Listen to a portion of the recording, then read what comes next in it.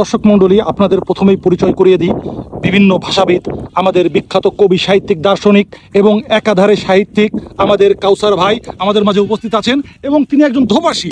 এখন আপনারা দেখতে পাচ্ছেন আমাদের মাঝে একজন বিদেশি লোক উপস্থিত হয়েছেন এবং তার ভাষা বুঝতে যদি কারো সমস্যা না হয় সেজন্য আমি উস্তাদকে ডেকে এনেছি। এখন তাদের কথোপকথন শুনবো। উস্তাদ, আপনি তার সাক্ষাৎকার নিয়ে শুরু করুন। বলো, তো বিদেশ থাকতে কি করতে? যদি বলতেন কি বললো সে? সে বলতেছে বিদেশ থাকতে বড় বড় মাছ মারতাম। ওরে বাবা, অনেক বড় মাছ। মাছগুলো সে ওই বাজারে নিয়ে বিক্রি অত্যন্ত সুন্দর ব্যাখ্যা, অত্যন্ত সুন্দর ব্যাখ্যা। পরের বার আবার বলুন।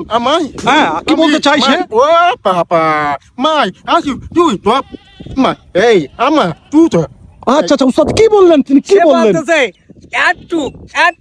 এত বড় সব রকম মাছ বাজারে নিয়ে বিক্রয় তাই করে। আরে বাবা, বিরাট ব্যাপার। তার মানে তো সে মাছ বিশিষ্ট মাছ ব্যবসায়ী ছিলেন। যাই হোক, আমরা আবার শুনতে চাই সে কি বলতে চাই। ওপু মাই মাহা তুই চাচা উস্তাদ কি বললেন? কি বললেন? বলতেছে ছোট থেকে বড় পর্যন্ত রুই কাতলা সব মারতাম। এখন উস্তাদ আপনি তার কাছে একটু জিজ্ঞেস করেন সে আসলে এখন কি করে। সে এখন কি করো? বর্তমান কি করো? মাছ, সে মাছ নিয়েই আছে। সে এখন মাছ নিয়েই আসে। যাই হোক, আমরা দুজন বিশেষ ব্যক্তিত্ব সাক্ষাৎকার নিলাম। আমরা দোভাষী ডেকে নিয়ে এসেছিলাম ভাষা বোঝার জন্য।